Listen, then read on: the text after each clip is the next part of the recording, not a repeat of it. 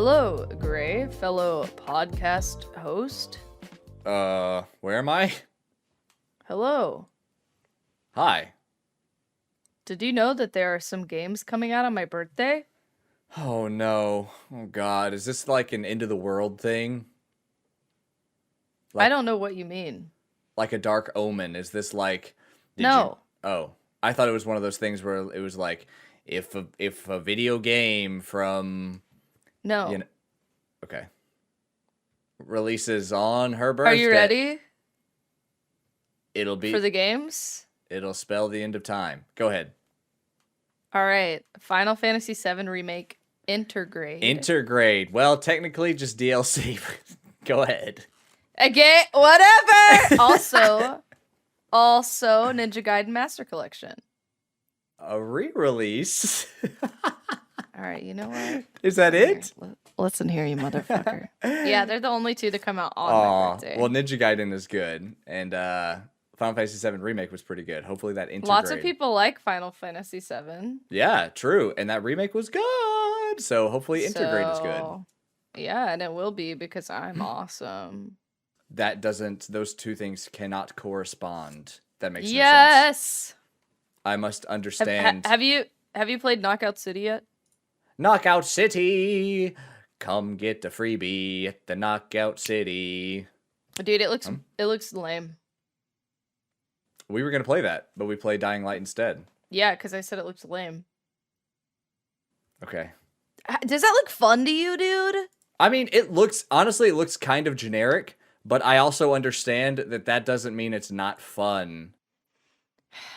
96% of Google users liked this game. Yeah, it's 10 out of 10 on Steam. Wow. That's what I'm saying. It's got great reviews just because it looks kind of generic. And it does. It looks like, just more of the same sort of Rocket League. It looks like a Fortnite Rocket League thing. Yeah, it's just another one of those types of games. But that doesn't mean it's not fun. It could be, in that kind of contrived and uninspired genre, but actually be a good time. I guess so. And I'm willing... No, it just looks kind of boring. Dude, it might be. Like, everyone loved Fall Guys. I didn't think it was very good. So, I don't know. Fall Guys was alright, but I only played like 1 or 2 games, like rounds or whatever. Yeah. Meh. Yeah, generally those sorts of games aren't my vibe, you know me. I'm more of a real gamer, if you know what I'm saying. Oh, wow, elitist. No, not elitist, real. Elite, oh. I'm more of a blue-collar gamer. Oh, dude, have you heard of Elite Dangerous? Yes, of course. I'm a Twitch streamer. Oh, wait, is that a big thing on Twitch? Elite Dangerous? I think at one point it might have been, but I was just messing with you. Yes, what about it?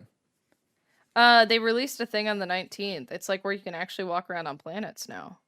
Wow. That's what we do every day. That's pretty cool. Yeah, I do that Dude, but no, every like day. it's like a pretty massive thing because for a long time you were just able to sort of drive around.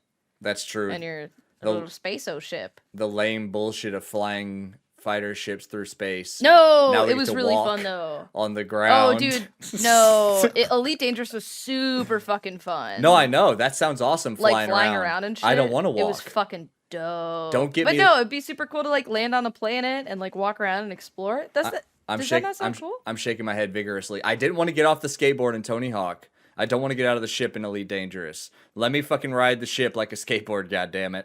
What are we doing here? Don't you want to explore like fucking endless planets and see from the life? Cockpit of my ship, I'm gonna fly through canyons like Will Smith in Independence Day. Fast. That's lame. You're lame. Lame. It's a multiplayer game. Bogey on our They're gonna run around and be like, "Hey, get in my ship, loser. Let's go." Bogey on our tail, dude. I want emotes for my ship. I want my ship to dance. What? That's dumb. That's good game design. Dude, no. It's good game design. I'm a game Nice try, designer. wise guy. Me? Wise? Thank you. I kind of you big called lie. me. You called me Dude, wise. okay, wait. Oh, so you're a liar. Have you heard of Bird and Cage? I have not. What is this? Tell me more. It is like let me see. It's like a metal album video game. It's like a metal album being shown as a video game. Oh, interesting. Is that not so interesting? Yeah. There was a game that came out like last year that was that, but it was like dance pop. Fuck, what was it called? Oh, I didn't hear that. Hearts. Valiant no, not Valiant Hearts. Fuck. Sayonara Wild think I heard of Hearts. that. It was called Sayonara Wild Hearts. Sayonara Oh. Wild Hearts, I think was the theme song. Well, yeah, this is like a metal album presented through a story-driven game. What's the gameplay? Is it rhythm shit? It doesn't really look like it. No, I mean, I think. Oh fuck! Oh, it's so loud. From the like little trailer that I saw, it just kind of looks like almost like a almost like a Life is Strange thing. Like same look. Oh, what? Metal album? Yeah. Man, okay, I'm gonna need you to okay, in a DM, put the name of the Yes. game and send it to me. I'll just send you the website. Okay, that's better. Even There's a less game work for me to website. do. I kind of want to check it out. Buy now, buy the OST. I kind of want to check it out because, like, dude, it's like $14. Mhm. And the music, from what I've heard, is really good. Oh, look, they have Rocky Gray, ex Evanescence. Wake me up inside. Wake me up! That's that guy, dude. Save me. Dude, I saw that too. And Asking Alexandria. There's like a lot of like pretty big names. I mean, ex Guns N' Roses, you know? Yeah, that's a dude with a guitar that has two necks. Definitely ex Guns N' Roses. But he only has one neck. So maybe The Ozzy man, has only it. has one neck, but he's a fool. Imagine having two necks but one Two head. necks, But dude. one One head. head. It's just like an O, and at the very top Yeah, of exactly. the O is just like your head. Exactly. It's like parallel roads. Dude, that would be disgusting. One's for swallowing, one's for breathing. That would be fucking filthy. One mouth, but you have like you have some sort of interchange in your I hate it. in your maw. I hate it. They could switch back and forth. Time But to yeah, breathe. that game looks super good. Time to swallow. Are you still on this neck thing? No, I think that game looks really fucking good. Yeah, it looks pretty neat. How about let's play a game? You want to do that? You wanna play a game? Do you want to play a game with me Let's play Dying Light. on podcast? Yeah, right now. Live podcasting, but we're not gonna funnel in any of the game audio. We just Yeah. they just get it'll to just be us. It'll just be us like breathing. our commentary and the clicking of our buttons. All right, I'll do the buttons. You do the breathing. What was that? Huh? Oh, that was the I sound. thought we were That was screaming in the game audio. No. That was the sound of the mouse going across the mouse pad. Oh, going across the pad. Yeah. Yeah, exactly. Awesome. Oh Wow, my what a God, good dude. session of Dying Light. We'll have to do that next week.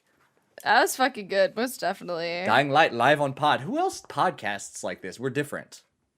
We're unique. We're unique to say the least. Everyone is vigorously nodding their head Mm. and hopefully moaning. Oh! Wait. Huh? Why? I hope not. I mean, isn't that what you do when you like really agree?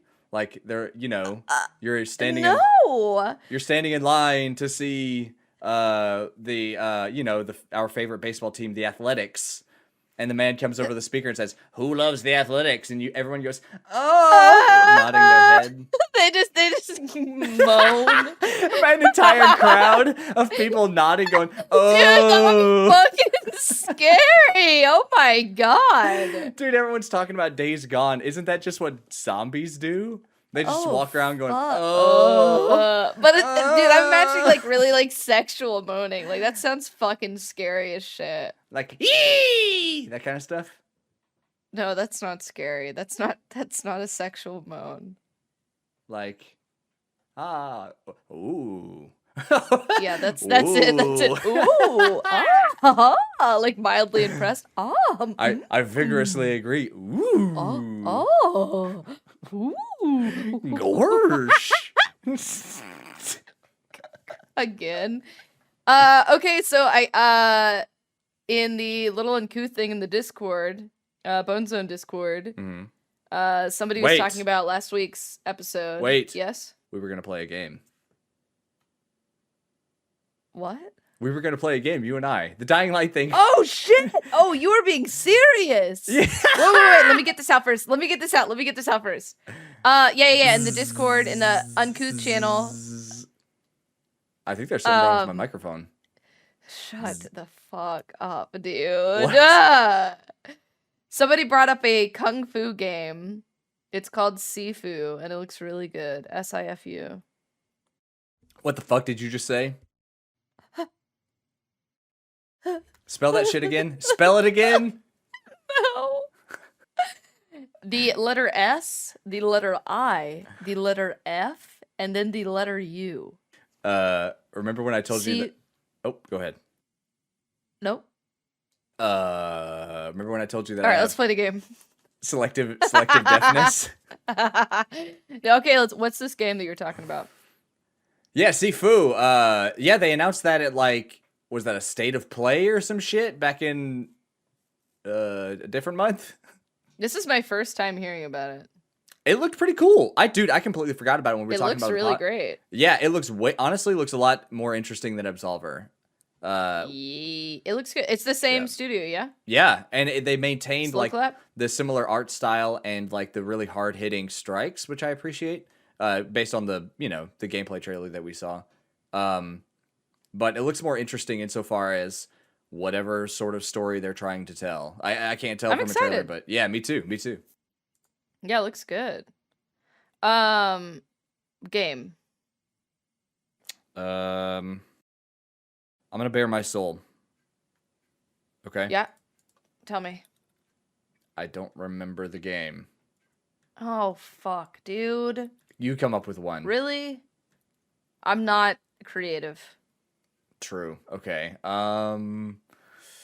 What was the game? Oh wait, it's coming back to me. Okay, I want you to make your ideal video game completely original.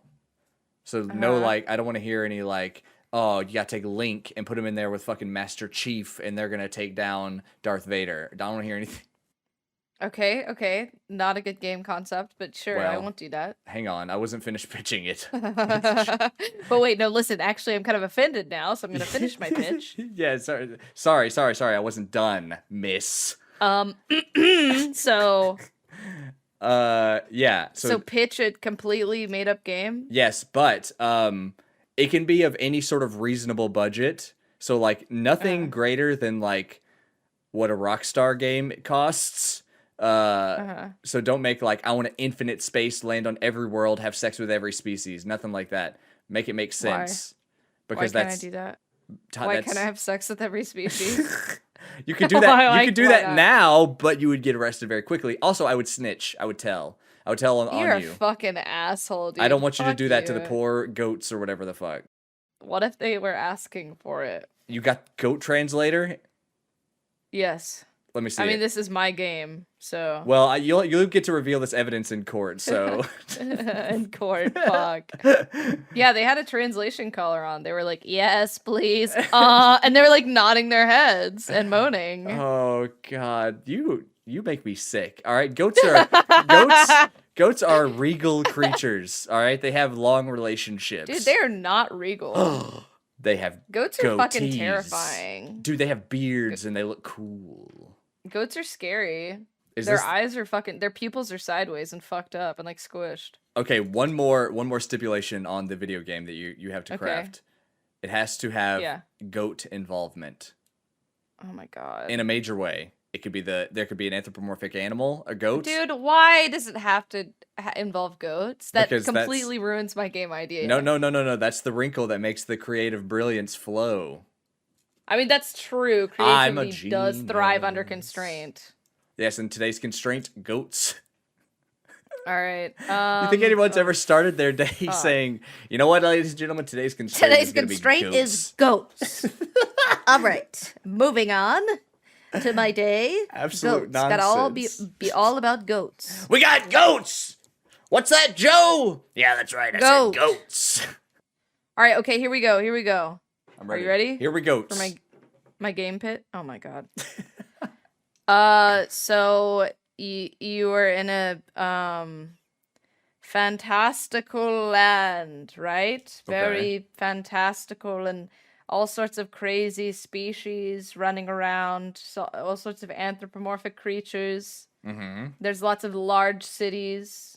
Mm. And you're playing as your main character, an anthropomorphic goat named Purna. Purna. What? That's a good name. I like Purna. it. Yeah, no, pretty Thank good. you. How does he pronounce Thank it? you. Purna? He says Purna. So is he Scottish like Miridiel? No. Oh. Let's see. He sounds like this. My name is Purna. Okay. Just like that. Are you also the voice actor? No. That was just a pitch. Okay, but gotcha. to give to the person who finds the voice actor. So anyway, his you travel this land with all these fantastical creatures and amazing. It looks so pretty. It's beautiful. Mm-hmm, it's a pretty large map. Mm-hmm. There's lots of exploring encouraged, and there's some vertical exploring as well because you are in fact a goat. So scaling mountains and shit is pretty encouraged. I want to see how that works in gameplay. Because goats are so funny in that they find the smallest little pebble. Dude, it's so fucking funny. Goats are fucking wild. Dude, it's all their legs will be together almost like an arrow. They all come to a head, and they're just standing on like a fucking like a grain of salt, dude. They're just standing on this small. It's crazy. I'm pretty sure they have discovered how to achieve weightlessness. They have somehow. It's fucking wild. They have somehow so incredible. Done the Mass Effect thing where they manipulate element 0 and they can affect their own mass. It's unreal. So that they float up a mountainside. Just float around. Dude, it's amazing. It's incredible. Is that what the protagonist does? No, he doesn't. He just scales the wall. He's just pretty physically active. He's just a strong goat man. So from what perspective do you play this game? Are you looking through his eyes? Is it third person? No, it's a third person. It's a third person thing. So yeah, his whole village is under they are attacked, and his family, his mother's dying words are wow. Purna, I need you to go and she's not as like a goatee, so she talks like the Purna, I need you to go and find your long lost brother. Oh. Yeah, okay, this has interesting echoes, wink wink to anyone out there, of Dragon Quest XI, Echoes of an Elusive Age. Oh shit, really? Do you like that? I bet you that, dude, I bet you're so mad about that. No, I don't know anything about that game. You don't like it. Oh, is that shitty game you were playing? was it that shitty one? Wait. Trash? Which one's the shitty one that looked like trash? Describe it.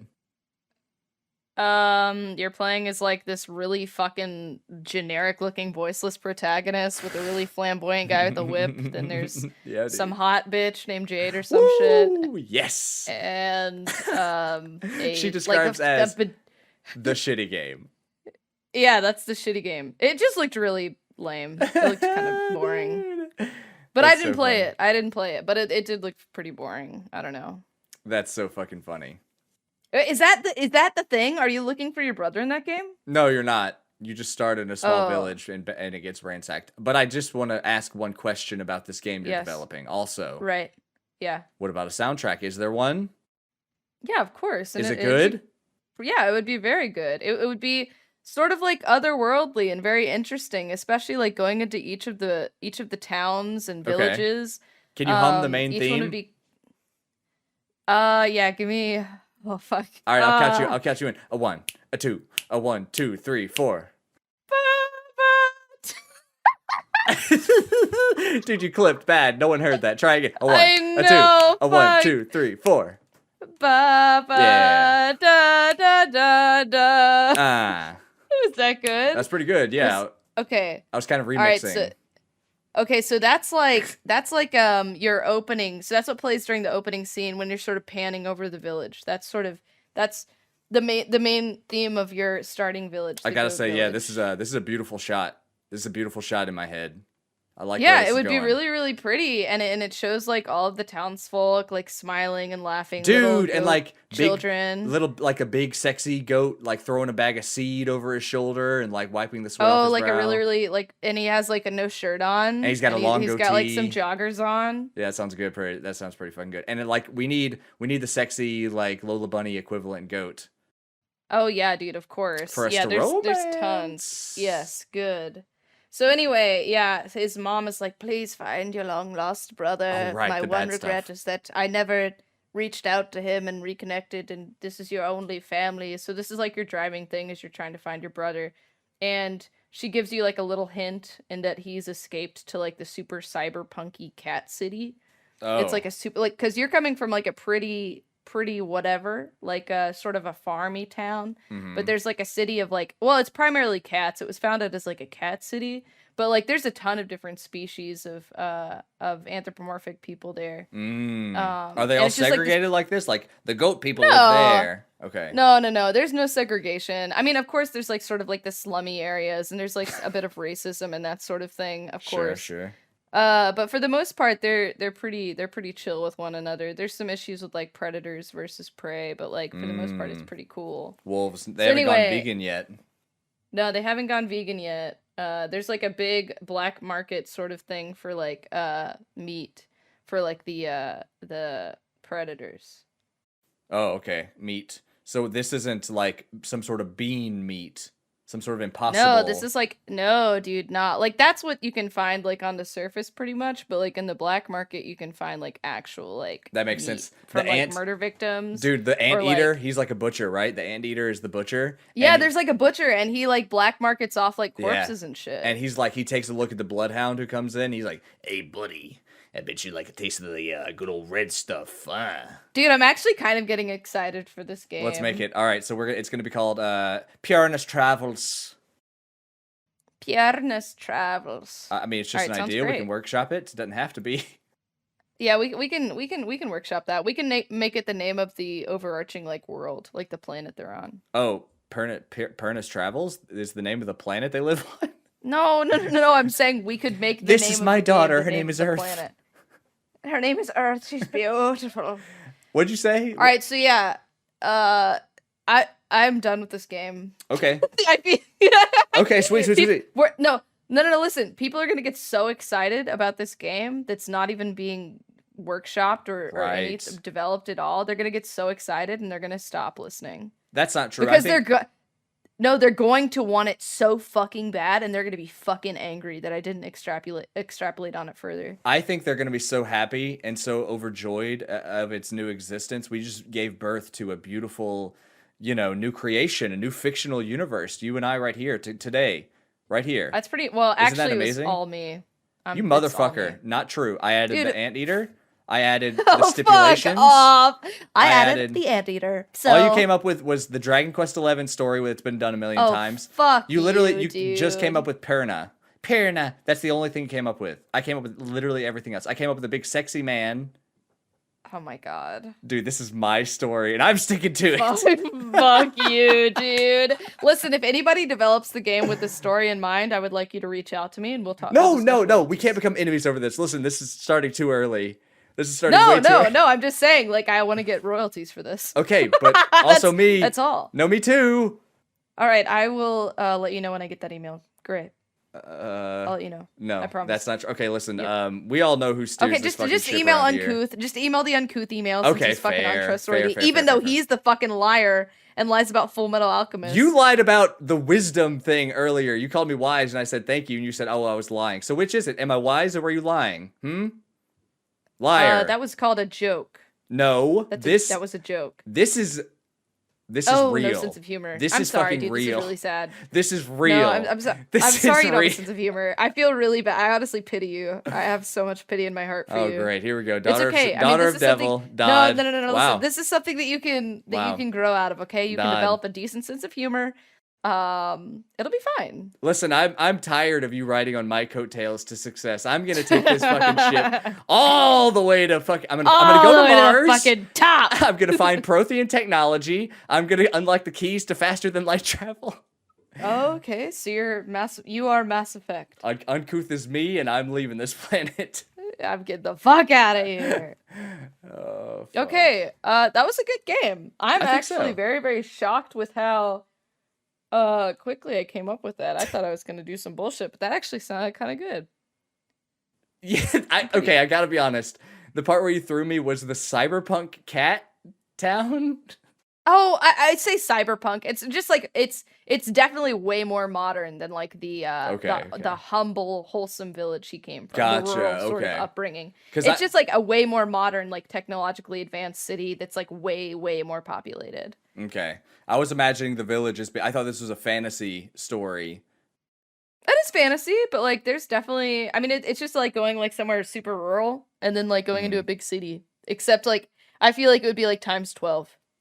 In terms of like how rural this city is and like how crazy futuristic advanced this city is. Okay. Interesting. I'm trying to imagine. It would have to be like a steampunk sort of thing, wouldn't it?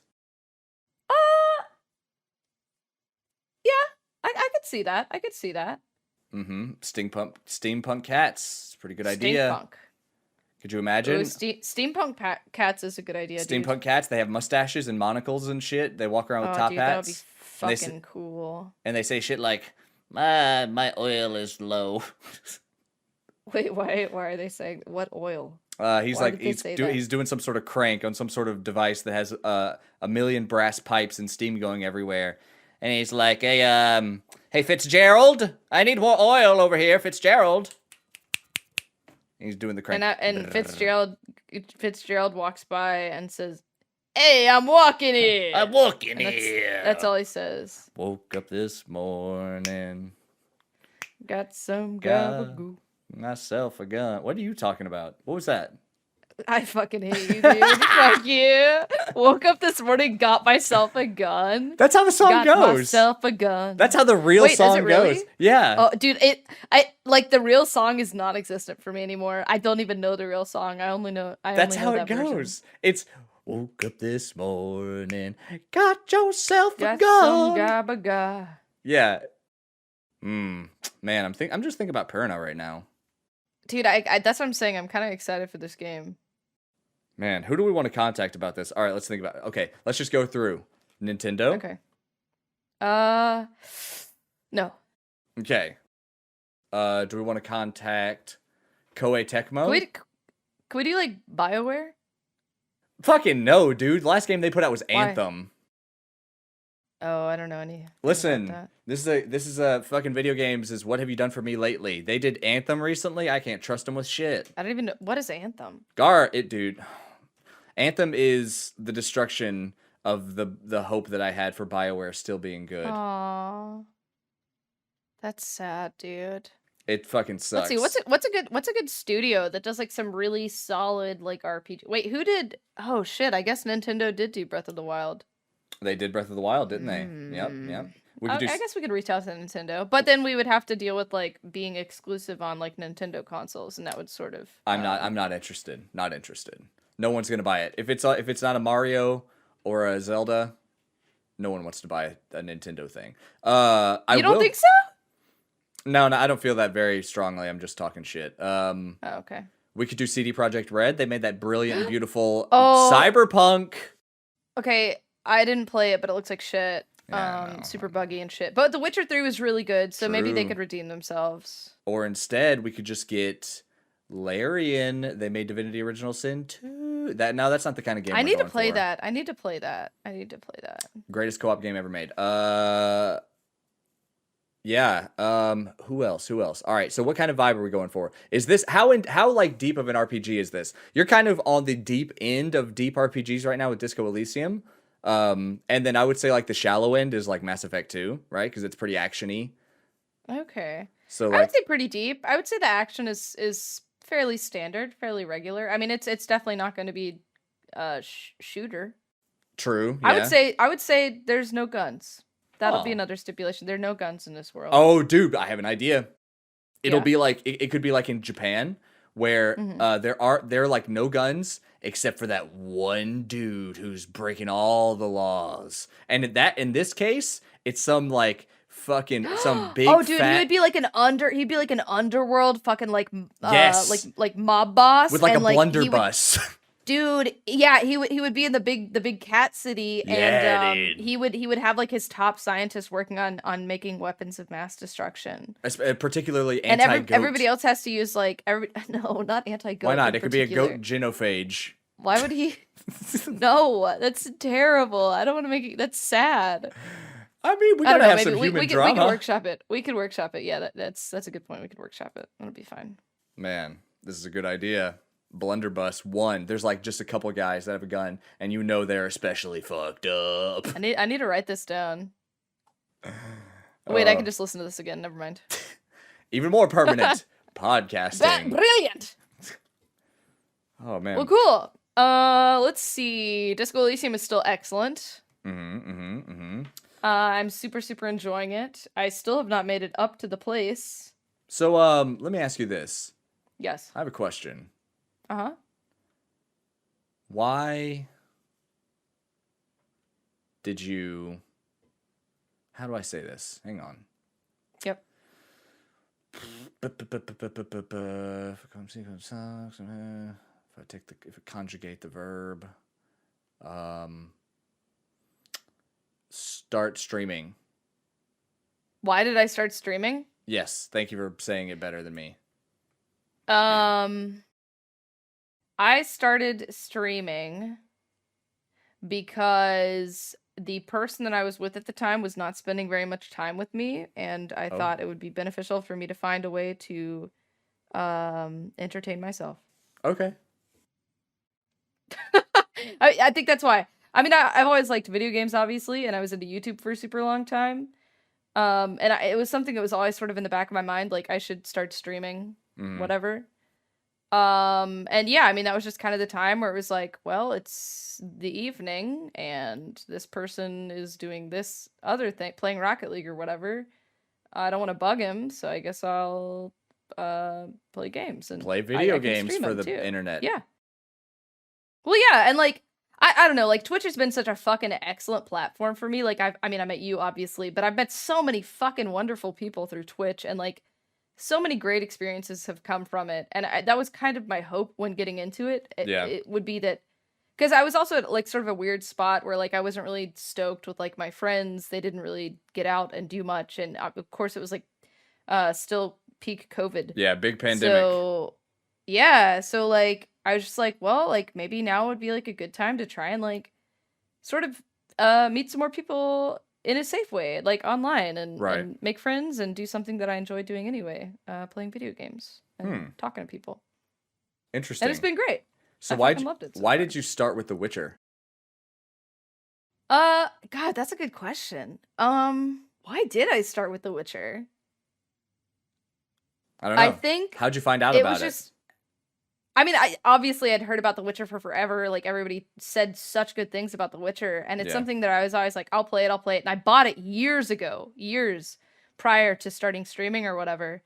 Never touched it, never picked it up or whatever. And then finally, when this whole streaming stuff happened, I was just like, oh, well, I mean, no better time than now to play this game that everybody said really good things about. And yeah, it was really good. Nice. Yeah. I don't know. That's awesome. I don't know. Yes. Another reason, The Witcher. I was very confused about like DCMA or whatever it is. What is it? DMCA. Is that it? DMCA. Okay.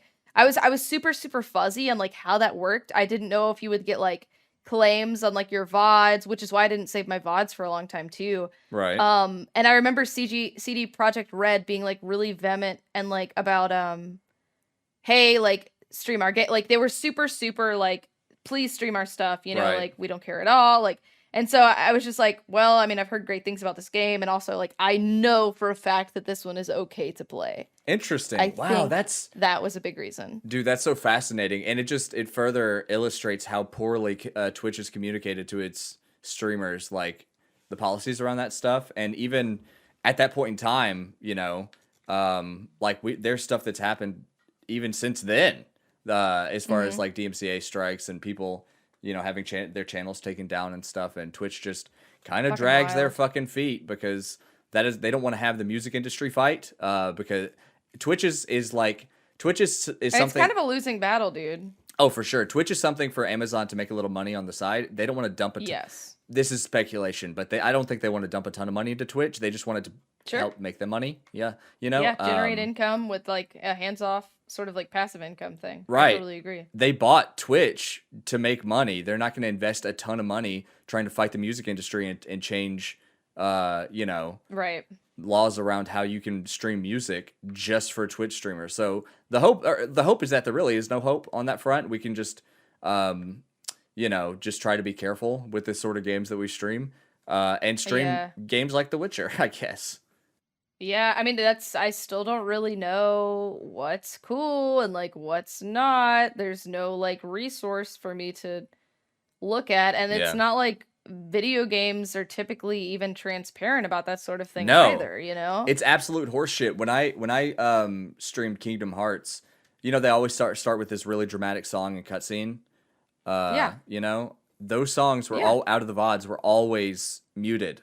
You couldn't listen to them during the VOD because they're licensed, and for whatever reason, Square Enix, that makes sense. Part of the relationship that they have, I guess, with the artist or with the record label doesn't include people streaming. Which, I mean, I know fucking people are like, Kingdom Hearts came out in 2004 or whatever. They weren't thinking about that stuff, obviously. Right. But at no point was that made, like, did that become a part of, the way that they market that game?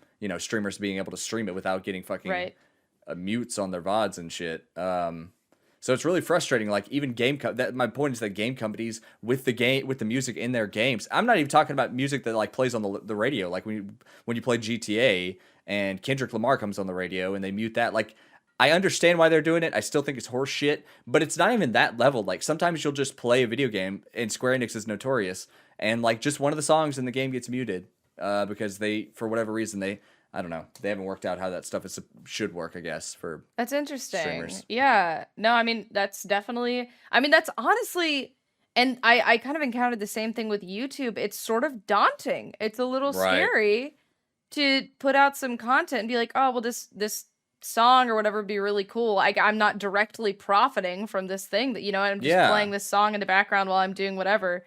It's sort of daunting. Putting out content like that, like sort of traversing that whole deal and knowing like what's game and what's not, Right. Like, you don't want to fucking play a video game, put the footage of it on the internet, and then have an attorney knocking on your door. Dude, I'm saying you're under arrest, ma'am. You played this video game on the internet, and we're gonna kill you. I think that's why a lot of like YouTubers in particular go with like those partnerships with those big ass companies, because they'll fight the battles for you. Right. Yeah, I've decided when it comes to that sort of thing, I have a very laissez-faire attitude towards it. I just play with the games I want to play, and until something happens, I'm just gonna keep playing. So like, the most recent game that I played that had like a ton of licensed music was Watch Dogs 3, and I just played it with the radio on. Yeah, I just played the whole game with the fucking licensed music, and my VODs were muted while it was playing, of course, but I was just like, fucking, I don't care.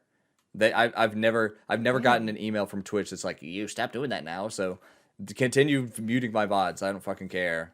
Yeah, that's true. That's a good point. No, wasn't somebody in the Discord talking about Watch Dogs 3? Was that what that was? Oh, I don't know. Shit. No, Sleeping Dogs? No, Sleeping Dogs. It was something with dogs. Yeah. You were saying that game's pretty good? Yeah, Sleeping Dogs is dope. I don't think it holds up super, super well. It just has a really interesting... Is it older? I mean, it's not super old. It was almost cross-gen from PS3 to PS4. It was kind of like the 2013, 2014 window. But basically, it has that Batman Arkham style of combat where you quickly magnetize, bounce between enemies, and pow, pow, pow, pow, pow all around the battlefield. And it's got a lot of like environmental interaction too, where you can like pick up a trash can and smash people, just like fucking Yakuza and shit. Oh, that's cool. But yeah, it's like an organized crime game. The dude, I mean, he practices martial arts for sure. But I think about it in the same way that I think about like Yakuza, where Kiryu is practicing some sort of martial art, I guess, rush mode, and but it's about the organized crime, And also, like, the weird thing about Sleeping Dogs is that whenever I play a game that is, like, fully entrenched in another culture, like Yakuza is a great example, I like to play it in that language and just read the subtitles. Oh, that's a good idea. And Sleeping Dogs, it was developed to be played in English, but it's based in Hong Kong. And so it's this weird, like, disconnect or whatever. Yeah. Because I played, what was that, what's the game about the evil rats that eat you? Oh, fuck. And you have, like, the flashlight or some shit? You have torches. Oh, God, it's the French game. Fuck. I beat it on stream. The list is that right game here. looked interesting. Yeah, it was okay. We can talk about it. Plague Tale Innocence. Plague, yeah. Yeah, like I played that game in French because it was based in France, and I think that it had a really cool vibe. You know, like it's an interesting. Yeah, I could see that sort of like making the whole experience kind of better, like elevating. Dude, yeah, things, like know? I would make that recommendation to a lot of people actually, because like what often happens with games like Plague Tale that have a pretty, a decent budget, but not the biggest budget, the acting usually suffers. You know, right? And so if you play in another language, that you can mitigate that by just not understanding what they're saying. Such as, here's the best fucking example, Metro Exodus. That game had fucking atrocious English voice acting. But Metro, is that a Russian? Yeah, I just played it in Russian. It was fucking great. It was awesome. Oh, that's cool. That's super cool. I've always wanted to play one of those like Stalker or Metro or like one of those kind of games. And I think I even own them on Steam. I just haven't ever really committed and done it. Yeah, I've played the first Metro and then Metro Exodus. I didn't play the middle one, but Metro Exodus was really fucking good. Damn. It in 2019 it ended up in my top 10. I liked it a lot actually. I thought it was that sounds damn good. It sounds fun. It looks fun from what I've seen. Yeah. Metro, Stalker, all that. Dude, yeah. So I've never played Stalker, but it is one of those games that I've kind of looked at as a potential stream game because I know that the series is coming back in some way. I don't know if it's like the third or which one, but it would be fun to get into that series because people say pretty great things about it. Dude, definitely. Man, I'm looking at the stuff on Plague Tale and it looks so interesting. This game looks really good. Do you want to hear my take on it? My opinion? I beat it. Yeah. It had some pretty cool ideas with the rat with the whole fucking swarming rats. It never really got old watching them swarm on something and devour it, and using your torches and stuff to make them run away. That said, I think that any sort of attempt at combat was kind of annoying and frustrating, and because you kind of were just using the rats to fight for you, basically, which is fine, but it wasn't. I don't think the system was fine-tuned enough to really have like super engaging moments of like combat or whatever, because it was just kind of clunky to control, I think. Sure. Also, the story didn't really connect with me, didn't land with me. Like it was interesting, and there were some fairly emotional moments, I guess. You're like guiding a kid somewhere, right? Yeah. Trying to help this kid. Right. Okay. But for whatever reason, it just didn't land with any sort of real impact, I guess. But like I know people it did connect with a lot of people though. So I think it might be worth checking out if you're in the mood for something like that. Oh fuck, it's $45. Never mind. God damn, it was on Game Pass. That's how I played it. Oh fuck, yeah, that's so fucking expensive. Jesus, $45. That is nuts. God, I'm stressing. Dude, I'm starting to sweat now. Oh my god, I'm gritting my teeth. Curling my toes. Curling my toes, trying so hard. Have you heard of Squanch Tindo? What did you just say to me? Have you heard of that? Or Crows. Oh wait, yes, Crows. I have. What was the other thing? What is Crows made? What have they made? Oh, I don't know. I just know it's a developer. Okay. Squanch Tindo. There they are. Is Justin Roiland's video game company. Crows did Stanley Parable. Okay. That's why. Yeah. Okay. Oh, I didn't realize they made that. Okay. Yeah, interesting. What about him? William Pugh. I was just gonna ask if you've ever played Accounting, a game called Accounting. I have not. No. It's Justin Roiland, one of the guys on the whole Rick and Morty thing. Yeah. And he made like a VR thing. And I mean, my whole point of bringing this up is I played it on VR. I borrowed like my friends. Yeah. And this is a while back. But dude, it's so funny.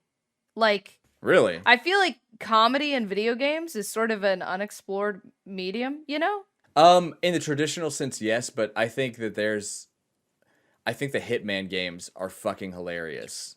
You can have funny moments, right? Like you can make your own funny. Hitman, and you can have funny moments. Yeah. But I feel like funny as being like the core reason you're playing this game is for funny. I feel like I can't really think of any games. Yeah, that's what I would say in the traditional sense, like comedy, like just telling jokes and stuff and doing bits. But Hitman is designed to be played like that. Like they're in on the joke. Goofy. Yeah. Like it's on one hand, it is one of the most complex and well developed. I'm thinking about like the newer Hitman trilogy, one of the most complex and well developed immersive sim stealth assassination games that's ever been made. Like it is extremely competent as a game in its own right. Right. And one that I hold up as like one of the best ever, really. I say one. I'm talking about... It's weird to talk about that trilogy because with each new release, they released all the old maps in the new release. So it's like, really? I guess 3 is the best one because you can play all of 1, 2, and 3 in 3. So it's weird. Oh, I did not realize that. Yeah, it's a crazy value if you get Hitman 3. But anyway, but no, like... On one hand, it's that. And then once you like finish the game, once you beat the game the first time... Your second playthrough is like, it's the comedy run. You do all the goofy ass fucking level exits. You do all the like goofy ass kills, and it is a brilliantly designed game, both for its that's cool. For its like espionage and like political intrigue and that shit, and then just the way that the developers know how to make gameplay funny. It's very unlike anything that exists, I think, in modern games. And as far as what the more traditional style of, comedy in games, I think of Double Fine. Oh, that's true. They do comedy pretty well. Yeah, like Psychonauts is a very funny game, I think. Psychonauts is pretty funny. The Cave, I think, is another one of their games. That one's really good. The Cave, I don't know that. I don't think that's them. Have you not played The Cave? Oh, it pulled up Dude, a movie. That would be such a good game to stream, I think. The Cave game. Oh, here we go. Oh, it was Double Fine. It was Ron Gilbert. Yeah. Holy shit. He doesn't work for them anymore. Please play that game. It's really good. It's really fun. Is it a point-and-click adventure game? Yeah, point and click. I mean, that dude, Ron Gilbert, of course, I say, like, I asked that question, but I knew it was, because that's all that dude does. Like, he kind of innovated the genre, and that's all he does to this day. If I remember correctly, it's point and click. No, because I played it on the Xbox. Oh, they do adventure games on console. They just take away the point and click. But yeah, it's super, super cute and funny and like just really witty, and cool. I really liked the humor in that game. Yeah, I was gonna reference you know that game?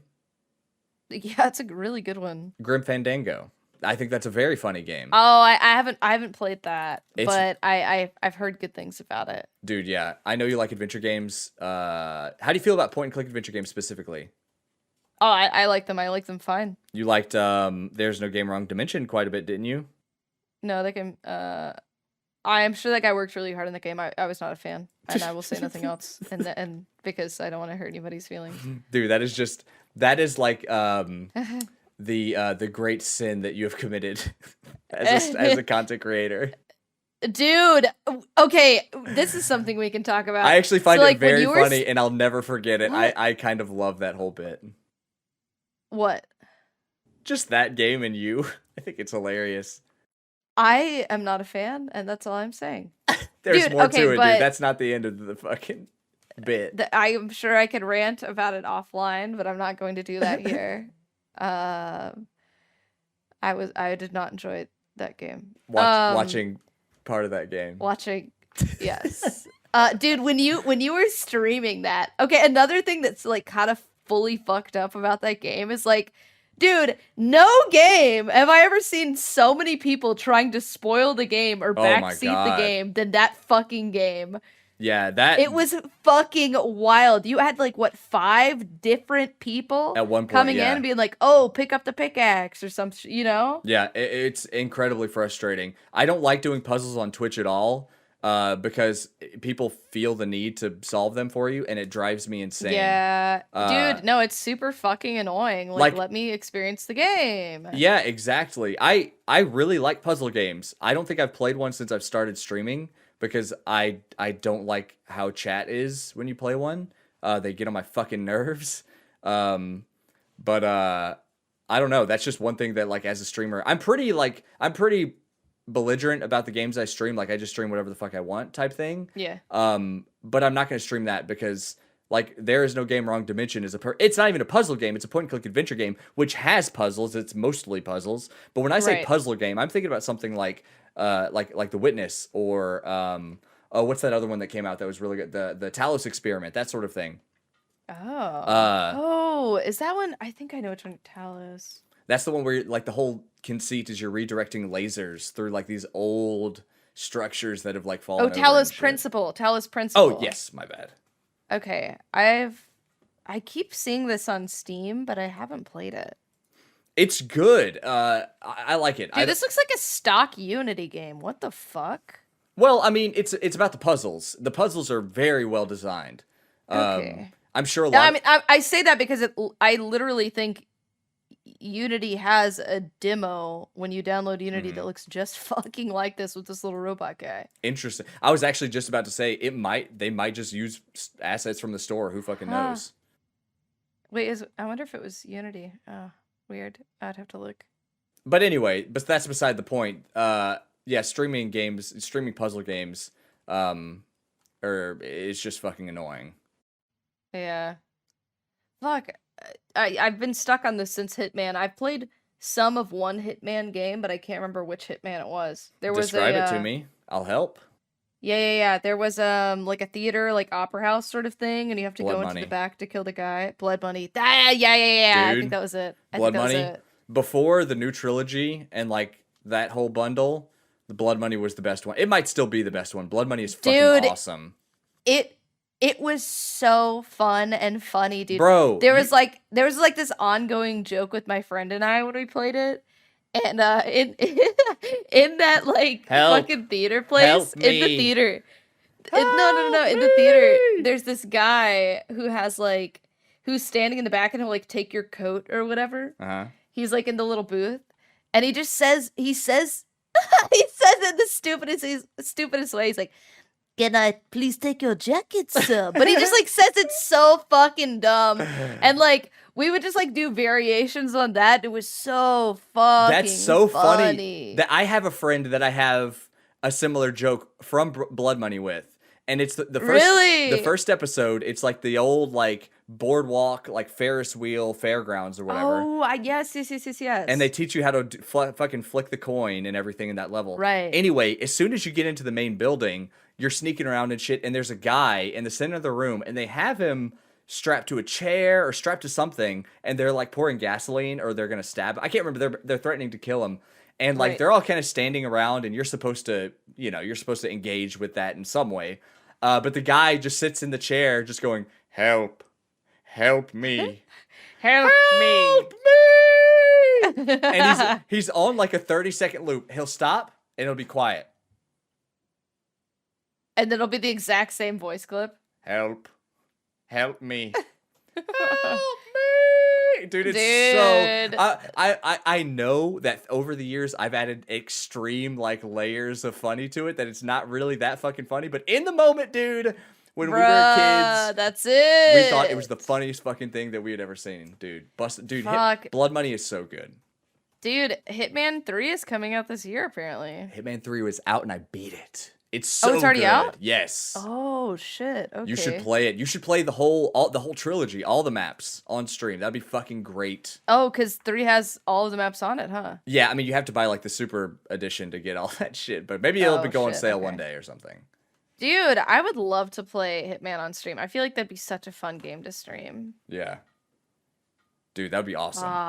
Hitman is a fun game to stream, yes, because there can be some it's good just hijinks. fun anyway, dude. Yeah. Yeah, that's what I'm saying. Like, it would be really, really easy to like commentate on like whatever goofy shit's going on. Did you play Horizon Zero Dawn? Yeah, I played a little bit of it, but I didn't beat it. I really liked it. That's real foolish because that's a good game, dude. That's so good. That game is so good. Let's just talk about that game for a minute. Okay, that sounds great. Perfect. Sounds good. I want to start this by saying, moderator, yes, that there's a sequel coming out. They did a state of play on it. Oh shit! There's a sequel for PS5. Wait, what is it? What is it called? Horizon Forbidden West, and the water, dude, it evaporates. What? Don't ask me to elaborate. Let's talk about the first one. Okay, let's talk about the first one. Okay. Oh, that's so interesting. Do you remember how far you got in that game? Without spoiling anything, I saw a hologram, and that's about as far as I got. Oh, okay. So pretty important stuff.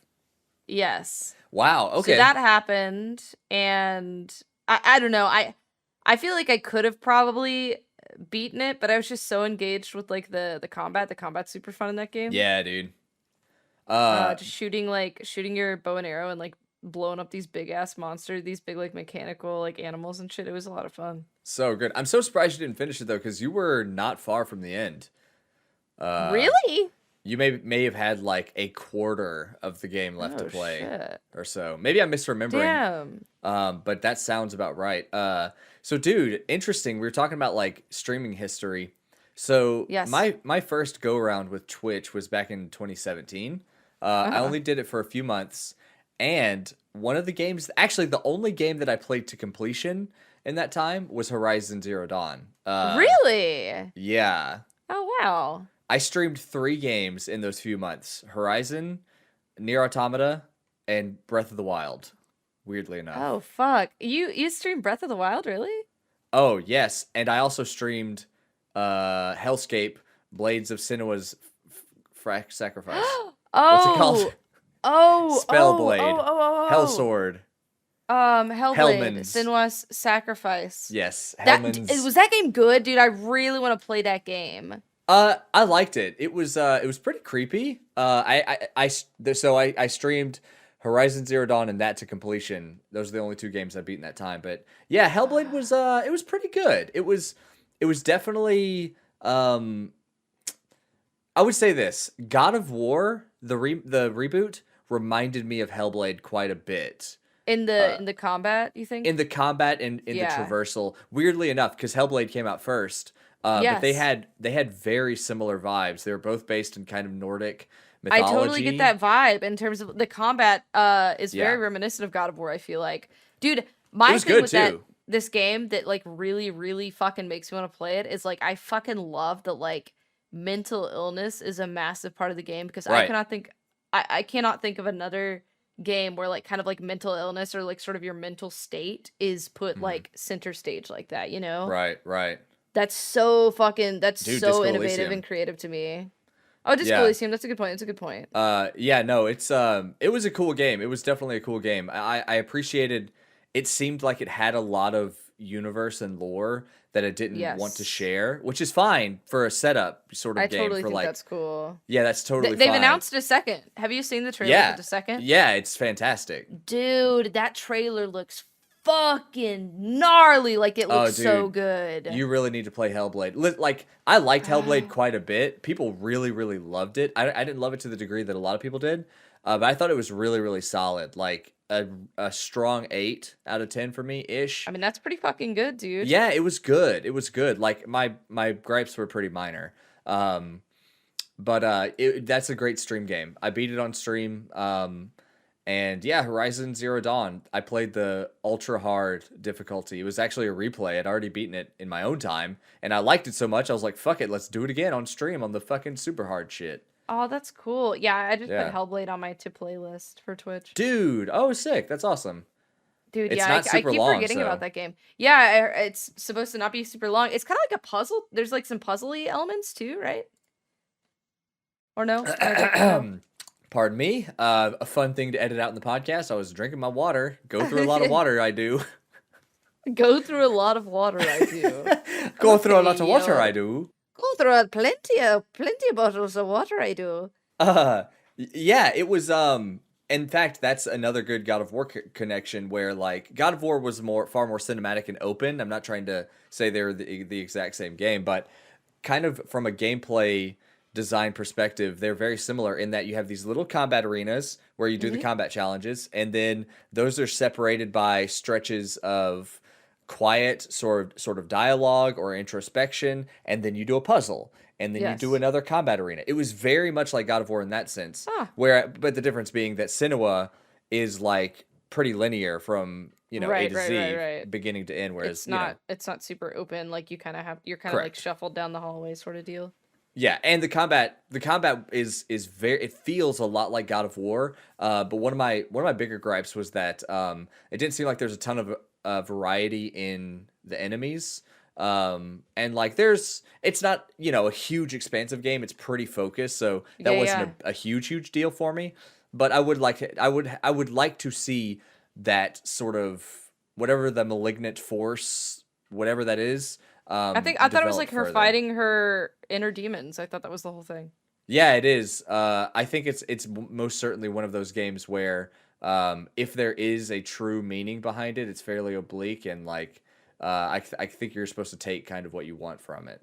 Okay, yeah. I mean, like I said, I haven't fucking played it, but from what I've seen of gameplay and stuff, it seemed like she's suffering from some pretty severe psychosis, and she's kind of like battling herself. Yeah, absolutely. The thing that I'm trying to add to that is that it's never fully clear how much of what she's dealing with is outside of her head. Yeah, exactly. I think that's really cool. And I liked all of their dealing with that. In fact, that was part of, like, I don't want to say the marketing, because that sounds really mercenary and fucking gross. Like, hey, we're marketing our game around fucking mental illness. But they talked about that in the lead up to the game. So it really is it's a big focus for him, well, I think it's a good way to like kind of do justice to like somebody dealing with like sort of like some sort of psychotic whatever episode where like you can't tell what's real and what's not. I think they super did it justice in that respect. I think that's really cool. Yeah, you should definitely play it. It's good, not too I'm long. Going to. Yeah, that's fantastic. But weirdly enough, the whole reason we're talking about this was because I streamed. Those are the only two games that I beat on stream. The only other game that I ever streamed in that time was Pyre, actually. It came out on my birthday. Wait, Pyre came out on your birthday? Yeah, it did. It came out on my birthday, and I streamed it the day and date. That's Hades Studio? Fuck, what is that studio? Supergiant, that's right. Yeah, you said Pyre was real good, yeah. Oh, fuck, I really love that game. Like, dude, Transistor was fucking phenomenal, and I fucking loved Hades, so I should probably play Pyre too. Pyre is in contention for my favorite of their games. Really? And listen, I'm not saying it's going to be better than Transistor for you or anything. I know how much you love Transistor. I fucking love Transistor. I think you'll really like Pyre. I don't know to what extent, but I think you'll really, really like it. I feel like I like Transistor more than I expected to like it. More than normal. You know what I mean? I fucking loved Transistor. Yeah, no, I think you liked it more than I expected you to like it, because that's a kind of unfair thing to say, right? But you really, really loved that game. Like, yeah, dude. Like, the way you kind of talk about it makes me feel like it's one of your favorite games ever. Dude, it is. It's so fucking good. Like, literally my only complaint about that game is I wish that there was like more. Like, dude, I wish that they had sort of like fleshed out the world a bit more and there was more to explore and see, because it was just, for whatever reason, it was like so fucking intriguing to me. Yeah. And for a silent protagonist and then sort of like almost a narrator sort of function, like, dude, I love Red and the sword. I think he's like tentatively titled Auden or something, the boxer, whatever. I love their interaction, which is like wild, because like the only interaction that they have is like via her typing into those little terminals or whatever. Right, yeah, and her singing, dude. Yeah, God, it's so it's just so I It has an extremely strong sense of self. Like the style is consistent and dripping, but that's consistent with all their games. Actually, that's true. When they want to get into a style like Cyberpunk with Transistor, Greek mythology, whatever their own fucking amalgamation of fantasy, metaphysical fucking bullshit that they did with Pyre, they do it. And they do it very well. Like full-heartedly, like they fucking own it, dude. Yeah, that's so, not to like harp on Biomutant more, but like I thought the same thing. Really? My mind went to the same place, yeah. Yeah, like they're just not very focused. And I feel like if you don't focus on like a good concept and really sort of like buckle down and own it, like it's gonna end up falling short. Well, that's why Oh, sorry, go what's ahead. that? Oh, I mean, I was just gonna say, like, while other things, like if you have like a really, really focused, like hyper-focused game, like you can fine tune it and like really fucking get it done and get it done well. Yeah, for sure. It reminds me of those like, just kind of conversation starters that people have, like, oh, I want a Star Wars game with the combat of Batman and the fucking RPG of I don't know, Dragon Age or some shit. Like that's not how games are built. Right. And so like I understand it's a fun like talking point or whatever to kind of imagine the possibility space for our favorite franchises or whatever. But that's kind of what results in the Biomutant sort of situation. Yes, and like, I'm not trying I want this with this, and it's like this disgusting amalgamation where nothing. I mean, God, I feel like I'm shitting on. I know, no. I'm really not. I don't want to dookie on Biomutant because I haven't played it. No, like, regardless of what other people are saying, I haven't played it. Exactly. And so I can't really weigh in. Yeah. Exactly. Yeah. But some of the criticisms I've heard are that they're like there's some pretty good ideas, but they're disparate and they don't connect very well. Right, and I think that's a problem with a lot of the whole like I want something with the combat of Batman. Yeah, or exactly. Like you end up with that sort of thing. Yeah, games aren't really built that way. You need like I think in Supergiant's example, you need to start from a really strong platform. I want to do Cyberpunk. Right. I want to do Greek mythology. Like a great concept or whatever, and you need to just super fucking hone in on that. And I'm not sure how they operate. I guess it's also possible though, and I wanted to allow for this, that maybe they don't start with the theme. Maybe they start with the game design idea because each one of their games is different. Fucking Transistor is a tactics game. Hades is a dungeon crawler, fucking action adventure. Loot game, not loot exactly, but you know what I mean, Diablo-esque. Like a roguey sort of deal. Yeah, with rogue elements. And then fucking Pyre is cosmic basketball. And then Bastion is a dual stick shooter. Like, maybe they start with the game design idea, like, hey, I want to make a tactics game, and then they go from there, but regardless, the point is the same. They seem to start with a really strong concept at the bottom, and then add to it without it being this fucking Jenga, this like weird Jenga tower. They just have this like a couple really strong ideas and they just smush them together so well. Transistor, Cyberpunk Tactics. What else? What the fuck else do you need? You know what I mean? Dude, yeah. No, I actually watched like a big video on like the making of Transistor and sort of like how they came up with it. And at least from the interview, like what I kind of gathered was that they started. Was it no clip? Oh, dude, I don't fucking remember. Okay. But they started with sort of like this concept of like loved one is dead or something and the other one is trying to avenge the loved one. And like I think originally instead of like a cyberpunk idea, they were thinking like a sort of a fantasy setting even, and then it just sort of turned into like, okay, well, like this doesn't really make sense without magic. God, I wish I had seen that more recently so I could really elaborate on it further, but they started with just sort of like this core concept of like, all right, these are our characters. This is kind of what's happened. Like, it's a revenge story, like it's avenging a loved one, and then they just build off of that, which is like kind of crazy to see that they go from like that sort of idea, and then like the sort of shooter deal of Bastion to be like, all right, we're gonna make like a tactics game. Yeah. We're gonna make like an isometric in their tactics game. Their next game. It's fucking wild. Is that not crazy? It's super impressive. They're incredibly talented developers. Like, all respect to them. So good, dude. The music, the fucking soundtracks are fucking awesome. Darren Korb, the art is gorgeous. I don't know what else Darren Korb has composed on, but he's done all of their games, and yes, I think he's solidifying his space as one of the greatest like video game composers in the industry today. So good. Because I totally agree. He's amazingly consistent, and he has a partner. I'm not sure who the partner is, but I know the primary credits kind of go to his composition. Yes, right. But he's incredibly consistent. Each one of those soundtracks is listenable on its own. Each one of them. Yes, dude. Each individual track. Yeah. In the soundtrack. And like what really like fucks me up is like while he maintains this like cohesive sound for every game, like each track is so unique and can stand on its own so easily. Like none of them really bleed together where it's like, oh, it could be this song, could be that. You know what I mean? Like each one's just so fucking unique and stands out from the rest.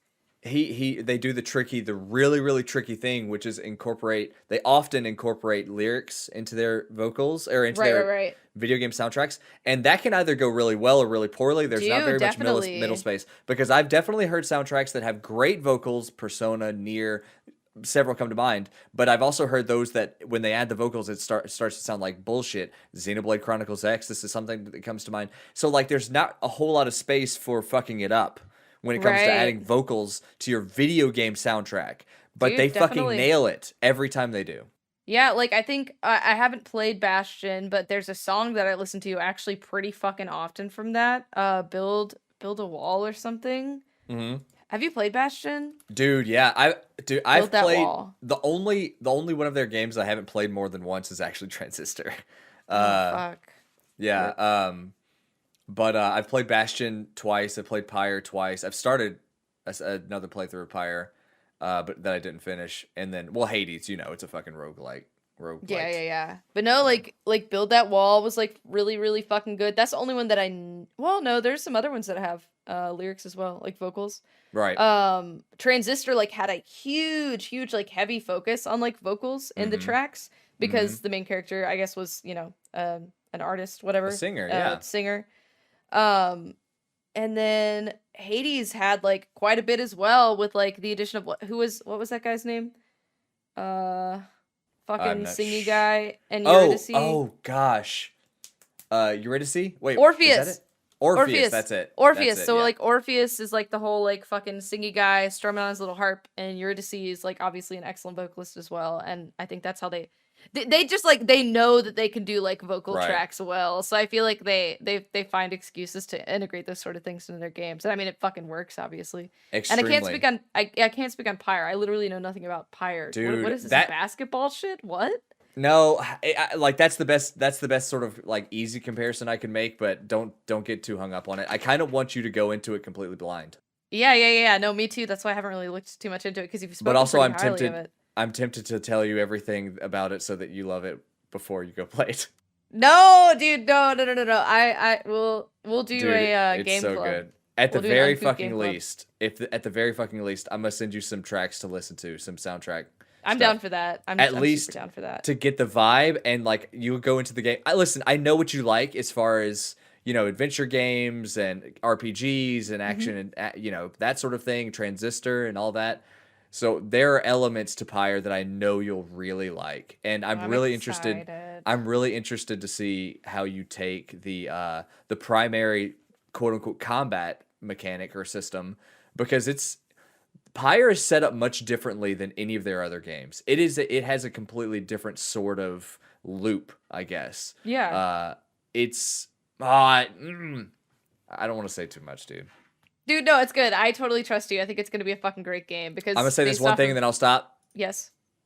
It's almost akin to Persona's gameplay loop.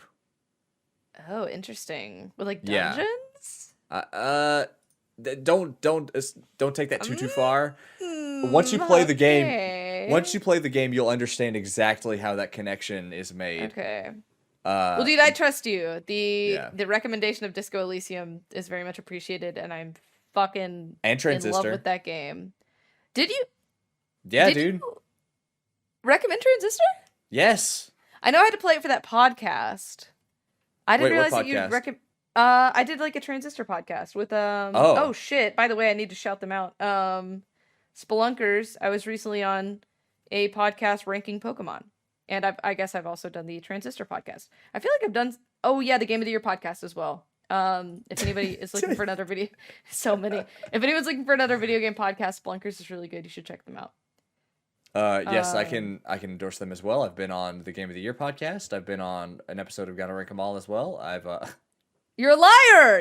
I am. You haven't been on any of their stuff. You should do the No, I know. The disco one. Yeah, I definitely need to do something with them. Listen. I told our buddy this the other day. I really regret not going on the Game of the Year podcast because I literally said I'll pass. I want to play Cyberpunk before I do my Game of the Year. Thinking didn't even finish that fucking game. And then it fucking shot. Yeah, it really sucks. And so now it's like I really love Game of the Year time. I like thinking about that stuff just personally. Mhm. Like whatever Yes. anyone else thinks is totally cool. That's their stuff. But I like working through my thoughts and feelings.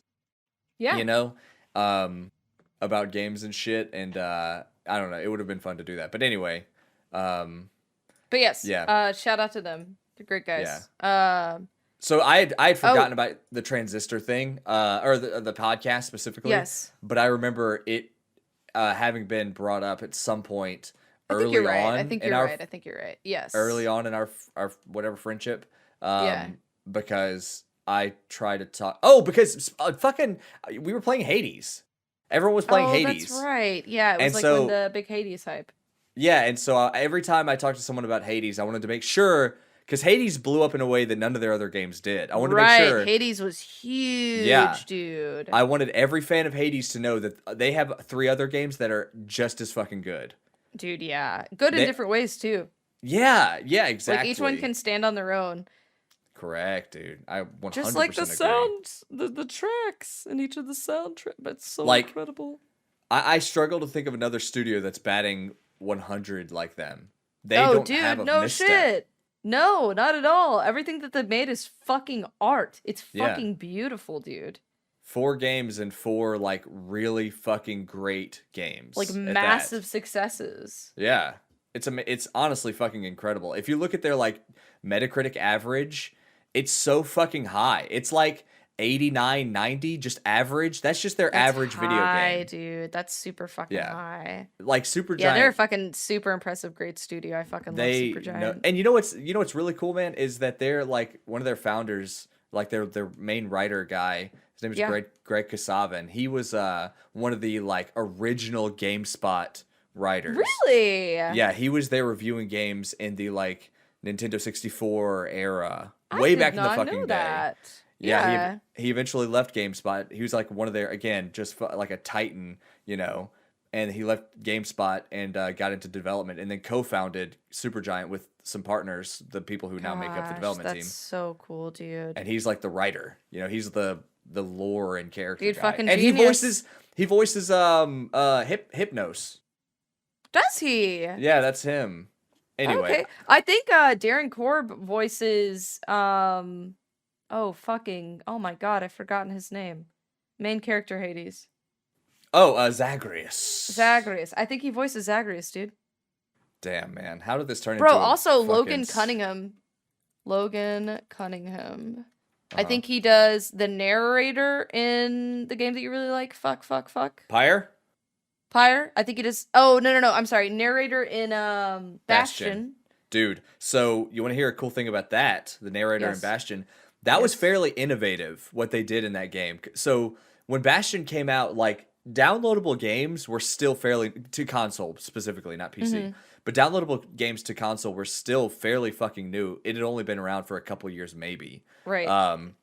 And to have a game come out like this, that's like a 9 out of 10, Bastion, was fucking huge for what would later be like this influx, this glut of indie games, because they started to see that indie games could, through like, you know, small development, small budget, you could make these really great games that sell well and make money for everyone and all that sort of thing. And Bastion was a part of that movement. Part of that. That's fucking like incredible, dude. The early like kind of blooming of these indie games. Dude, that's so cool. I'm like proud of them. I don't know fucking any of them, but I'm so proud of them. Isn't that it's so not like they just have such a cool story, but on the Bastion thing, the part of what they sold it, or part of what they used to sell it, was this really dynamic narrator who would literally tell the story as you play. So like you're you're walking through the world and he's like, and the stranger took a left turn here and shot up the fucking enemy or whatever, you know? Yeah. It's fucking great. It holds up super well. It's a dual stick shooter, and like the whole conceit is that the world has fallen apart and you're trying to rebuild it, and so as you walk forward, the world is rebuilt. Does that make sense? Oh, It like comes up from the ground. Oh, that's cool. I need to play Bastion. I really need to play all of their comes games, to up be from the honest. void, I guess. Fuck, they're so good. Well, you're 2 down. You only have 2 others. That's true. That's true. But no, yeah, he does. He also does the sword. Yeah, he just has a fucking nice ass voice. God, his voice is so nice. Oh, thirst. A great thirst for that voice. I need to look at some Bastion gameplay now that we're talking about it. Yeah, I haven't seen really anything on it. Really? And I kind of like. Yeah, I kind of like the concept of like going in blind. Dude, isn't that fun? I love going in blind to stuff. People are always like, yeah, they'll be talking about games, and I'll like when we were talking about Biomutant, and you're like, yeah, that has guns. I was like, I know when it comes to like games coming out, I know the consequences and the circumstances around the game's development, but I usually don't really know anything about the game itself because I don't pay attention to marketing. Like right.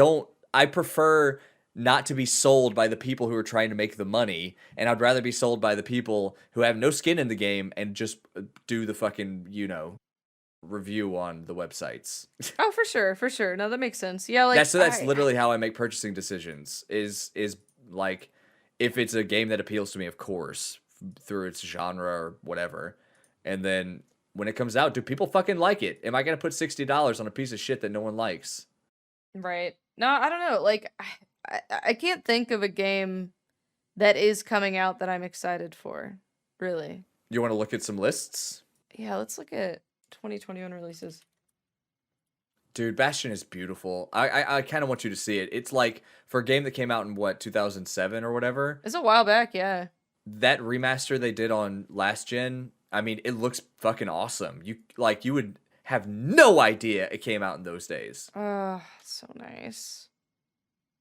Well, never mind. I think they've had the same like art director. Yes, I think you're right. So she's the one. Time. She and the main writer guy that you were referring to are the ones who came up with the transistor idea originally, I think. Oh, okay.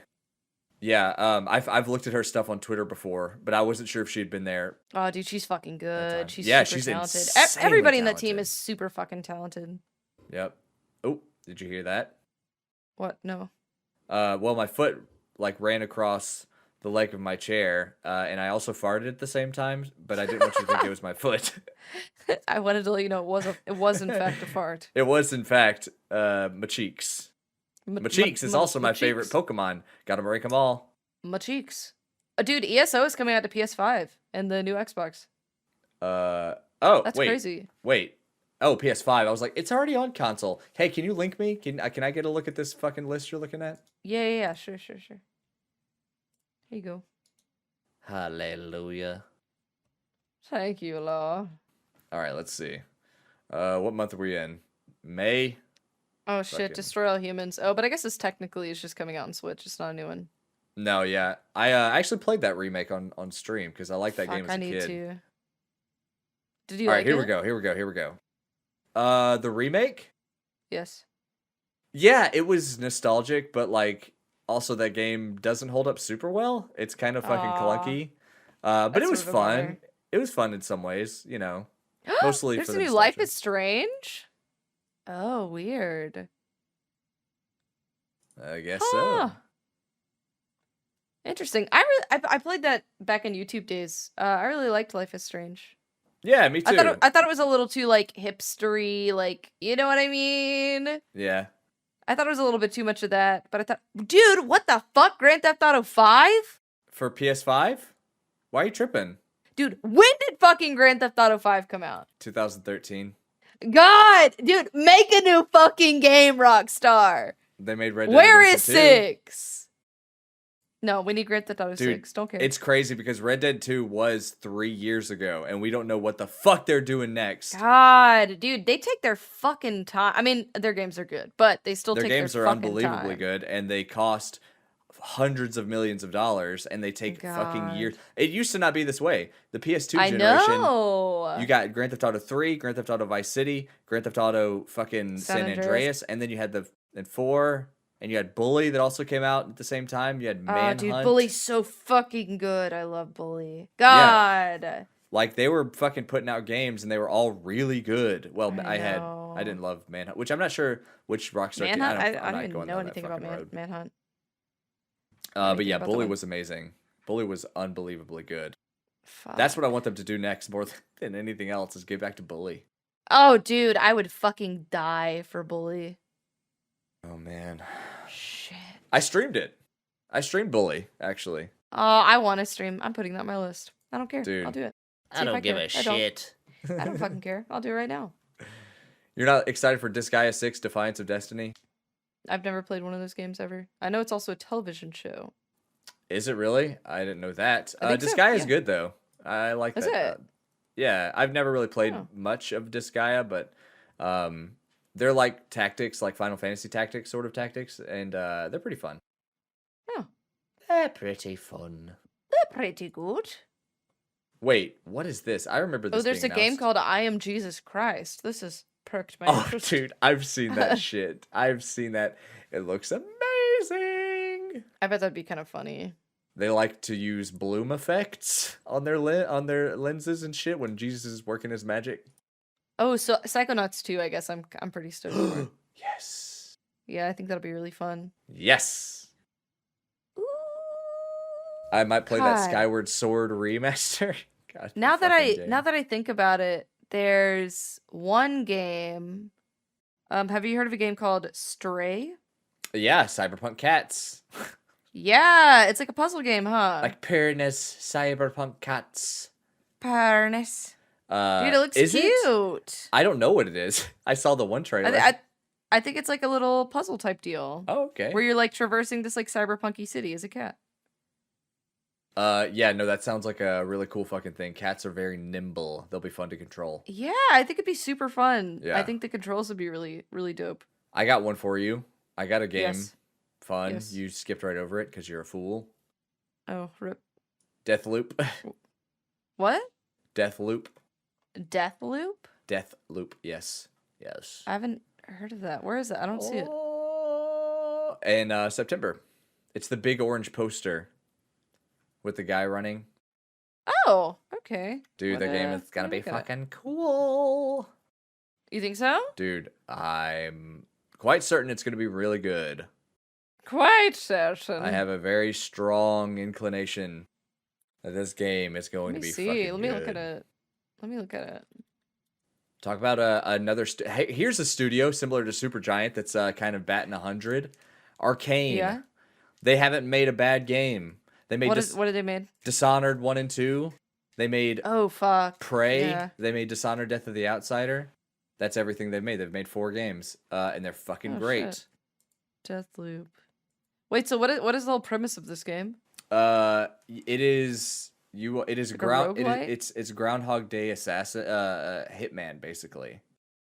Whoa, that sounds kind of fun. Yeah. Hitman is in Agent 47 Hitman. Right. Yeah. It has some like immersive sim elements, clockwork universe, like everyone is on their own path. You have this big not open world, but like open area, I guess, to kind of like a stage. yeah, like you played Blood Money, you know. Yeah. But Yeah, all I those know. levels they're all open ended. You just have to navigate around using the mechanics, given to you. Right. That's how Right, their right. games are set up. Like you're plopped into these big spaces, very intricately designed spaces that all kind of interconnect and different ways to enter buildings, that sort of way. And so Deathloop is that, where each target, I guess, is in a different area on a different level. And Is this the people who made Dishonored? yeah, it's them. That's them. I Yes. can definitely tell. It is very reminiscent to Dishonored. They have a house style, like Yeah. their games are for people who like that style of game, and that's me. Like their shit really speaks to me, man. I'm so excited God, about I need to Deathloop. play Dishonored. It looks really good. Dude, Dishonored is one of my favorite franchises. It's fucking great. Yeah. I love Fuck. again, just another video game franchise universe, whatever you want to call it, with a really strong understanding of self. Like they don't fumble the ball with their with their lore. It's all consistent, and all the visuals work seamlessly, and the soundtrack is just perfect for the games that they make. Like, they just build these fucking universes, man, so that good. Just make sense and are fun to run around in. Dude, fuck yeah. Man, no, this game does actually look really good. Dude, I'm surprised I haven't seen anything on this. Dishonored 1 and 2 are both, like, fucking great. Like, to the degree that Dishonored 2 was on my favorite games of the generation list. Oh, wow. Yeah, dude. I really think highly of those games. Shit. Well, yeah, another studio that's fucking putting out some great shit. Dude. Time after time. Here's another one that keeps getting brought up. Back 4 Blood.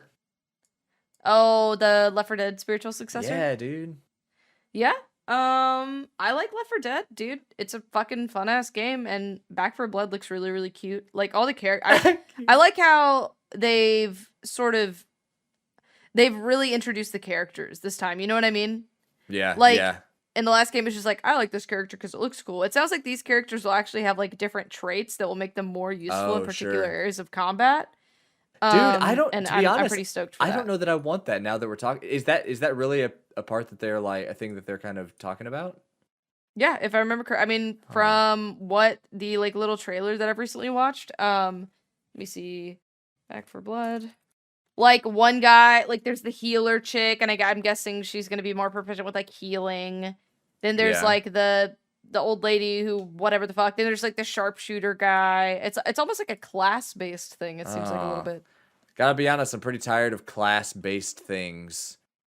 Oh, I think it'll be fun. I mean, like, I'm also because this is the studio that made what is that game? Well, Turtle Rock. Turtle Rock? Yeah, it's the people. They're no longer at Turtle Rock. It's the people who left Turtle Rock. Or did Turtle Rock disband? I can't remember. Is it the same fucking team? They made Evolve and Left 4 Dead 1 and 2. Evolve. Yeah. I fucking loved Evolve. I thought it was a lot of fun. And that one's like super. It's like you just have to like get classes that work together to kind of like get the job done. I don't know. I really liked Evolve. It's interesting because that's a game that people bring up as a great big failure. Evolve. Like I know it had a dwindling fan base from day one. I never actually played it. I played the tutorial and I was really bored with it. And that was a huge disappointment because I remember being hyped with my friends, the same friends that I played Left 4 Dead with. Yeah, like I didn't see anything on Evolve. I just like happened to catch it and I was like, oh, I'll try it. I'll play it or whatever. Yeah. It was super fun. I could see how it'd get boring really quickly. There's just not much diversity, I guess. Mm-hmm. In terms of gameplay, it's kind of like the same thing over. Once you master it, you're good. And they tried to remedy that some with like introducing new like big monster dudes to hunt. Right. But it was a lot of fun. It's kind of a bummer that that didn't do so hot. I don't know. I'm just thinking about this class-based stuff versus the original Left 4 Dead formula, which is that everyone's the same and all they're bringing to the engagement is their like personality, reloading or fucking whatever. I like the kind of simplicity of that, the purity of it, of like, if you want to be the sniper, just find the sniper rifle, or I'm done with this. I want to be the shotgun guy now. I get that. No, that makes sense. No, this one. Yeah. I mean, I'm looking at it now. It's like this one guy, Walker. Precision kills increase accuracy. So that's like an ability, I guess. Then he has extra damage and extra team health is what he brings to the team. Okay. Yeah, like I feel like it could be fun, but it's the same thing with with zombies in Call of Duty. Like I was a fan of those modes early on, but as they started to overcomplicate it, in my opinion, I felt like it started to be less and less interesting. Okay. Yeah, I don't know if I ever played that game type or whatever. Oh, gotcha. Yeah, zombies. Early on, it was very basic. Just put a board in World at War, the first zombies game mode. You just put fucking boards on the wall, and you bought guns off of other walls as you made money from killing zombies. It was really silly. Yeah. But it was a really pure concept that I think worked really well, and it was just wave-based combat, just like in Left 4 Dead, except in Left 4 Dead, you're running through a linear level. In zombies, you're stuck in just a zone, an arena, and you have to be focused on all the boards, how are zombies getting in, close them back up, and all that stuff. And then that sounds fun. They started to develop it a little bit more with Black Ops. They started adding in like different vending machines and this weapon box. Actually, I think the weapon box was in the first mode. But as they kept releasing Call of Duties, they just started adding in complicated stuff. Yeah, and it's kind of, remember when I was talking about Kingdom Hearts and I was like, there are too many mechanics to accomplish the same goal. Right, like just let me shoot the zombie. Yeah, zombies got to that point as well, where it was just too much bullshit. Dude, Halo got to that point as well. I think Halo peaked in multiplayer with 3. 3 for sure. I didn't play anything after 3. Well, after 3, it became class based, and I didn't like that for Halo. Halo was great when it was everyone started with the same gun. Everyone was. Well, yeah, the whole thing with Halo was like it's not Call of Duty. Like there's no whatever. Right. Well, I guess Call of Duty even originally didn't have classes. Yeah, I'm not sure. I didn't really pay attention to Call of Duty until actually World at War. Weirdly enough, that was the first one with zombies. The first one I played. Interesting. But yeah, the Halo multiplayer was best with 3 because you had the equipment, like the bubble shield and stuff that you could rely on. There was a good variety of weapons, but also it was the classic style of everyone starts with the default weapon for that level, I guess. And then with Reach, ODST, I guess was the next game. It was different because you were playing as ODST, so you didn't have the same abilities as Spartan, so it was slightly different. And I think a step down. But then Reach came out, and you were back playing as Spartans, but this time it was class-based. There's all the class stuff. Yeah, you had loadouts and stuff. After the 3rd, they all just kind of looked pretty bleh. This is just a reskin of Call of Duty. It's so interesting, man, because we're talking about like games that know what they are, and Halo used to have that really strong identity. Dude, yeah. There are few things more fucking goated than the Halo soundtrack. That like it still gets me hype as shit. And like that extends through 3 and a little bit into ODST and Reach, but mostly it's Halo 1, 2, 3. It's the original trilogy. Right. But after that, like I feel like it's visual identity, like it's aesthetic, and also it's like gameplay identity with the adding loadouts and adding new weapons in 4 that weren't nearly as interesting as the regular ballistics and Covenant weapons. Like it just kind of started to lose its identity, you know? One of the coolest things with like Halo is I think it was like dope how like the enemies were so identifiable and easy to see.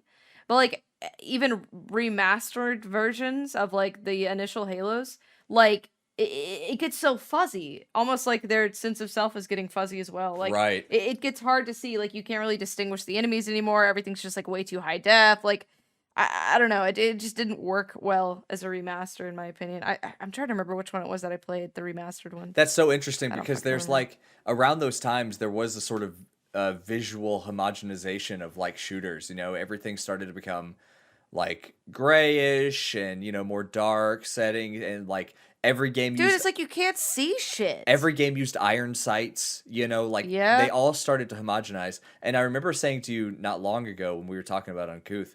It's whenever there's like this sort of this sweep of blandness that goes across any sort of industry or any sort of like field, it's then that innovation happens, Yeah. And like when there were years of first person shooters that were just iron sights and gray and knocked over buildings and we're in the Middle East again and that sort of shit. Right. Then along comes like fucking Doom and Titanfall. And they like completely, they bring just like they rethink shit. Yeah, they like Titanfall was more in line with the Call of Duty style, but it was the best version. There's like the whole like verticality, like running on buildings and shit, which then Call of Duty took and put in their own games because it worked so well. They added the wall running and the mech combat. Like they brought things to the table that other shooters just weren't doing. And then Doom did the same thing by saying, you know what, fuck iron sights and fuck worrying about I had a fucking point and I lost it. Regardless, it just plays so much differently than all these others that were worried. Like the color palette, it couldn't be more opposite than all these other shooters we're talking about. And Doom was very like hyper fucking colorful. Right. Like you don't have to worry about I got to take cover and like fucking heal up. It's like, dude, no, if you don't keep killing, you're going to die. Move. Dude, Call of Duty, super cool. And the games that kind of were inspired by Call of Duty, and I'm not begrudging that era. It was fun as fuck. I was there for Modern Warfare. I was there for Black Ops and all that shit. It was fun, but the stuff that came after that was less interesting was less fun, and Doom and Titanfall were like a fucking shot of adrenaline to the genre. You know, Dude, it was like interesting again for me. I guess No, I agree. I totally agree. Yeah. I the last Call of Duty game I played, I think, was like Modern Warfare 2, and the story was really good in that one. The multiplayer was really fun, but the rest of them just like didn't really appeal to me. They didn't look super interesting.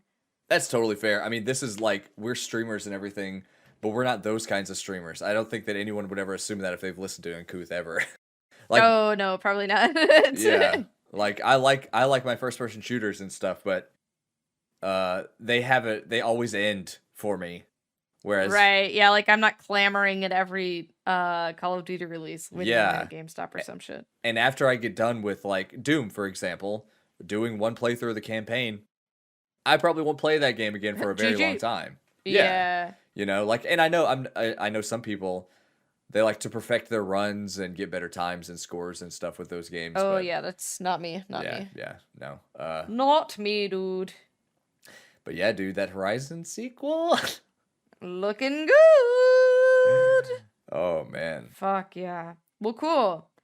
Closing announcements? I don't know. Did we have anything? 5-star reviews? Yeah, please review us. Please follow us on everywhere if you can. And thanks for listening. I appreciate you. Thank you so much. You know, I've been meaning to have this conversation with you, dear listener, for a long time. I want to be a part of the family. I'm going to emancipate myself from all relationships I have currently, and I want to be in your family. I'll be your podcaster son. Is that okay? Is this okay? Is this all right? We're all having a good night, right? I have something to tell you. Excuse me while I get down and tie my shoe real quick. Listener? Turns chair around backwards. Yeah, wait. Listener, will you marry me? Oh, so beautiful. Starts crying. People clapping in the background. Listener, I took you to Hawaii. Not just for a vacation, but I also wanted to propose to you. Dude, every person listening to this better fucking get out of their seat and applaud right now. Please clap.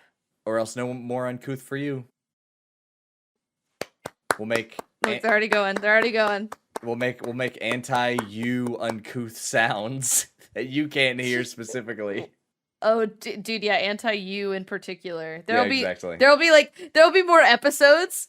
Dude, we upload more episodes, but they're just fucking silent. But for them, it's just like... Yeah, the person's like, fuck, is this actually did they really do it? This is a horrible... This is a horrible plot for an episode of Black Mirror. Your favorite podcast can't be listened to because you... Dude, that's exactly what I was thinking. Didn't applaud. Da da da. Fucking Black Mirror. Your camera was on and they were watching. We got reports, dude. Big data told us. Listen. All right, so yeah, clap one more time, guys. Wait, do I need to? Be safe. I'll be safe. Me too.